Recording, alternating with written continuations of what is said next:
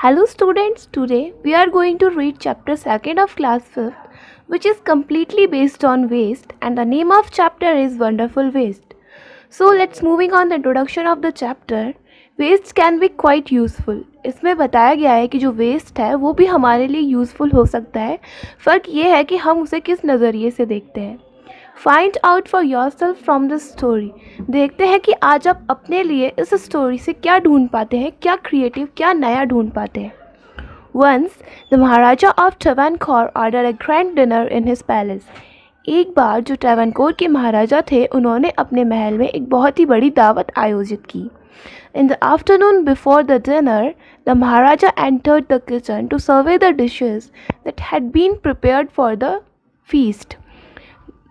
दोपहर के समय में जो महाराजा थे वो वहाँ के राज्य के किचन में गए. महल की किचन जो थी मतलब रसोई थी वहाँ गए और उन्होंने सभी डिशेस को टेस्ट किया. सर्वे मतलब परखा या टेस्ट किया, जांचा, जो कि आज फीस्ट में सर्व की जाने वाली थी, प्रिपेयर हो रही थी जो फीस्ट के लिए. तो महाराजा ने कहा, "What are you going to do with those vegetable scraps?" He asked the cook, pointed to the basket of scraps near the cook. महाराजा ने कुक से पूछा, वहाँ का जो रसोइया था, खाना बनाने वाला था, उससे पूछा कि "What are you going to do with those vegetable scraps?" Scraps मतलब होता है छिलके. तो उन्होंने पूछा कि तुम इन सब्जियों के छिलकों से क्या करने वाले हो. The cook replied, "They are waste." जो कुक था उसने रिप्लाई किया कि ये वेस्ट है. "We will throw them away." हम इन्हें कहीं दूर फेंक देंगे. तो महाराजा ने कहा, "You cannot waste all these bits and pieces of vegetables." तो महाराजा ने उनसे कहा कि तुम इन टुकड़ों को और इन छिलकों को नहीं फेंक सकते. "Find a way to use them." इन्हें यूज़ करने का कोई तरीका ढूंढो. The maharaja commanded sternly and walked away. महाराजा ने यह आदेश दिया और वह वहाँ से चले गए. The cook was in a fix and kept staring at the vegetable scraps for some time. जो कुक था वो एक गंभीर सोच में पड़ गया. फिक्स मतलब होता है कि एक सोच में पड़ गया, स्टेबल रह गया. And kept staring at the vegetable scraps for some time. और उन vegetable scraps को, छिलकों को कुछ देर तक देखता रहा. Suddenly an idea flashed across his mind. अचानक उसके दिमाग में एक आइडिया आता है. He took all the vegetable bits, wash them and clean them well. उन्होंने उन सभी छिलकों को लिया, उन्हें अच्छे से वॉश किया और उन्हें क्लीन कर लिया. Then he cut them into long strips. उसके बाद उन्होंने उन सभी छिलकों को एक लंबी लंबी स्ट्रिप्स में काट लिया. He put them in a huge pot and place them on the fire to cook. उन्होंने उसे एक बड़े से पतीले में, पॉट मतलब खाना पकाने वाला बर्तन, तो हम यहाँ उसे पतीला कह सकते हैं. तो उन्होंने इन सभी वेजिटेबल स्ट्रिप्स को एक बड़े से पतीले में डाल दिया और उन्हें कुक होने के लिए, पकने के लिए आग पर रख दिया. Next he ground some fresh coconut, green chillies and garlic together. उसके बाद उन्होंने फ्रेश कोकोनट, जो फ्रेश कोकोनट होता है, नारियल, कुछ हरी मिर्चियाँ और कुछ लहसुन की कलियों का एक पेस्ट बना लिया, मिक्स कर लिया. ग्राउंड मतलब पीसना, मिक्स करना. He added this paste and some salt to cooking vegetables. उसके बाद उन्होंने इस पेस्ट को और थोड़ा सा नमक उन कुकिंग वेजिटेबल्स, वो जो पतीला था, उसमें डाल दिया. A tempting smell started coming from the pot. A tempting smell मतलब एक बहुत ही खुशबूदार सी महक उस पतीले से आने लग गई, जैसा कि कुछ बहुत ही टेस्टी बन रहा हो. Now he whipped some curd and added to the curry. अब देखिए उसने क्या करा कि वो जो सभी स्ट्रिप्स थी उसको पॉट में डाला, तो वो क्या, एक लिक्विड सा कुछ तैयार हो रहा था. जो डिश थी वो वहाँ लिक्विड थी. तो अब जो लिक्विड है तो हम उसे करी कह सकते हैं. तो फिर उसके बाद उसने क्या करा, एक थोड़ा दही लिया, उसे अच्छे से मिक्स करा, फेटा मतलब मिक्स करा, एक क्रीमी सा टेक्सचर बना के और उस कड़ी में डाल दिया. He also poured a few spoonfuls of coconut oil and decorated the dish with curry leaves. उसके बाद उसने थोड़ा सा नारियल तेल, 1 चम्मच नारियल तेल की उसमें डाली और उसे करी लीव से डेकोरेट कर दिया. Lo and behold, the new dish was ready. Lo and behold मतलब सरप्राइजिंगली, अचानक से एक जो नई डिश थी वो रेडी हो गई थी. The cook served this new dish to the guests that evening.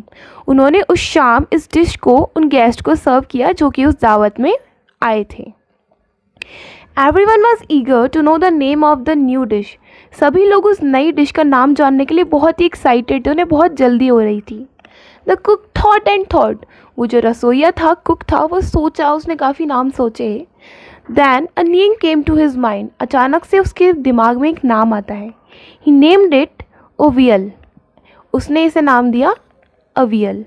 Avial became famous all over Kerala and is now one of the dishes in a traditional Kerala feast. जो अवियल थी, वो जो उस वेस्ट वेजिटेबल स्क्रैप से dish बनाई गई थी, वो पूरे केरला में फेमस हो गई। और आज वो डिश जब भी कोई बहुत बड़ी दावत केरला में आयोजित की जाती है, लोगों को बुलाया जाता है बहुत ही ट्रेडिशनल तरीके से, तब वहाँ पे जो मेन डिश होती है वो अवियल होती है। And imagine it all came from a basket of waste. और क्या आप इमेजिन कर सकते हो, क्या आप सोच सकते हो कि ये जो बहुत ही टेस्टी और जो मेन फेमस डिश है वो एक बास्केट ऑफ वेस्ट, मतलब वेस्ट के बास्केट से बनाई गई है। सो आई होप स्टूडेंट्स कि आपको ये चैप्टर बहुत अच्छे से समझ में आया होगा और आपने ज़रूर अपने लिए कुछ क्रिएटिव इस चैप्टर में से ढूंढ लिया होगा। सो ये चैप्टर हमें ये बताता है कि हमें हर चीज़ को देखने का एक नज़रिया चाहिए। अगर आप उसे एक सिंपल नज़रिए से देखेंगे तो वो आपके लिए वेस्ट होगा, पर अगर आप उसे क्रिएटिव नज़रिए से देखेंगे तो ज़रूर वो आपके लिए बहुत यूज़फुल चीज़ हो सकती है।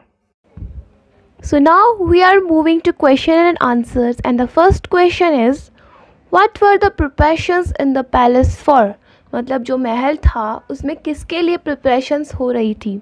सो the answer is preparations are done for feast which was organized by Maharaja of Travancore in the evening. Next question is, why did the Maharaja go into the kitchen in the afternoon? जो महाराजा थे वह दोपहर में kitchen में क्यों गए? महाराजा went to the kitchen to survey all the dishes prepared for the feast. Third question is, what had the cook planned to do with the vegetable scraps? जब महाराजा किचन में नहीं आए थे उससे पहले जो कुक था उसने क्या सोचा था वेजिटेबल स्क्रैप्स का करने के लिए। So the answer is the cook plan to throw them away. Next question is ingredients are the things that are used to make a dish, circle the ingredients of avial in the below box. तो अब हमें जो जो dishes AVL में जो ingredients AVL को बनाने के लिए यूज़ किए जाते हैं उनको सर्कल करना है। So I am announcing only the answers, okay. So circle them. First chillies, second vegetable scraps, coconut, curd, garlic, curry leaves, okay. So now we are moving on true false and the first question is the king had ordered a dinner in the palace. जो महाराजा थे उन्होंने एक दावत आयोजित की थी। So the answer is true. Second question is no one had heard और टेस्टेड एवियल बिफोर। किसी ने भी एवियल के बारे में सुना नहीं था और उसे टेस्ट नहीं किया था। And the answer is true. The cook had plan to make another dish using the vegetable scraps. जो कुक था उसने पहले से ही एक डिश बनाने का सोच रखा था। And the answer is false. क्यों? क्योंकि कुक ने उन्हें फेंकने का सोच रखा था। ओके स्टूडेंट्स, आई होप कि आपको ये चैप्टर अच्छे से समझ में आया होगा, आपको क्वेश्चन आंसर अच्छे से समझ में आए होंगे, आपको अपनी प्रॉब्लम के सॉल्यूशंस मिले होंगे और आपने ज़रूर अपने लिए कुछ क्रिएटिव सोचा होगा। सो अगर आपको ये वीडियो पसंद आया तो please like the video, subscribe to the channel and press the bell icon to get the latest update. To never miss any update from this channel and please share it with your friends. Thank you.